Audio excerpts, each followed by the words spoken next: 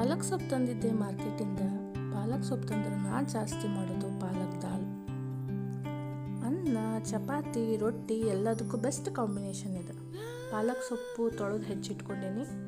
ಬೆಳ್ಳುಳ್ಳಿ, 1 ಟೊಮೆಟೊ ತೊಗೊಂಡೇನಿ, 2 ಹಸಿಮೆಣ್ಸಿಕಾಯಿ ಮತ್ತು ಉಳ್ಳಾಗಡ್ಡಿ.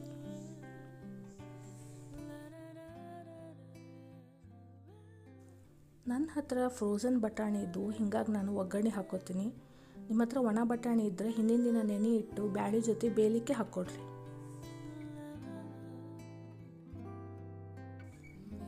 ಒಂದು ಬಟ್ಲು ತೊಗರಿ ಬ್ಯಾಳಿ ತೊಳೆದು ತೊಗೊಂಡೇನಿ. ಅದಕ್ಕೆ ಹೆಚ್ಚಿದ ಪಾಲಕ್ ಸೊಪ್ಪು, ಟೊಮ್ಯಾಟೊ, ಬೆಳ್ಳುಳ್ಳಿ, ಹಸಿಮೆಣ್ಸಿಕಾಯಿ, ಈರುಳ್ಳಿ, ಅರಿಶಿನ, ಜೀರಿಗೆ ಇಷ್ಟು ಹಾಕಿ 3 ಸೀಟಿ ಹೊಡೆಸ್ರಿ.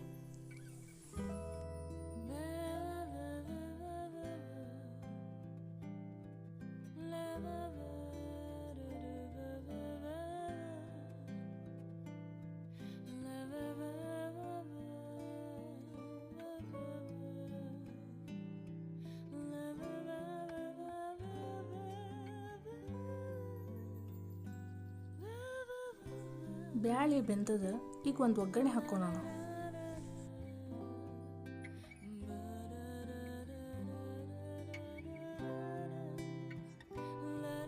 ಈಗ ಒಗ್ಗರಣೆಗೆ ಎಣ್ಣೆ, ಸಾಸಿವೆ, ಜೀರಿಗೆ, 1-2 ಒಣಮೆಣಸಿನ್ಕಾಯಿ, ಹೆಚ್ಚಿಟ್ಕೊಂಡಿದ್ದ ಬೆಳ್ಳುಳ್ಳಿ, ಹೆಚ್ಚಿದ ಈರುಳ್ಳಿ.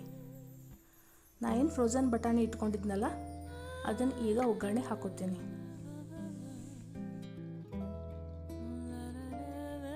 ಈಗ ಒಗ್ಗರಣೆಗೆ ಬೇಯಿಸಿದ ದಾಲ್, ಉಪ್ಪು ಹಾಕಿ ಕುದಿಸ್ಕೋತೇನೆ.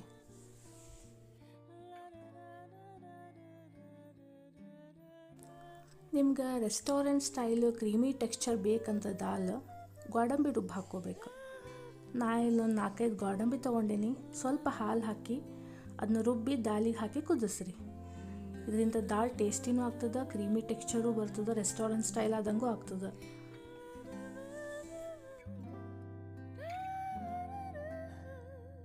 ಪಾಲಕ್ ಸೊಪ್ಪೊಳಗೆ vitamin B, vitamin C, vitamin E ಜೊತೆಗೆ ಪೊಟ್ಯಾಷಿಯಂ, ಐರನ್ ಮತ್ತು ಒಮೆಗಾ 3 ಫ್ಯಾಟಿ ಆ್ಯಸಿಡ್ಸ್ ಅವ.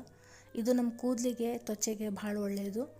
ನ್ಯಾಚುರಲ್ ಆಗಿ ಐರನ್ ಕಂಟೆಂಟ್ ಹೆಚ್ಚು ಮಾಡ್ಕೋಬೇಕು ಅಂದ್ರೆ ಪಾಲಕ್ ಸೊಪ್ಪು ಮತ್ತು ನುಗ್ಗೆ ಸೊಪ್ಪು ಜಾಸ್ತಿ ಬಳಸ್ರಿ.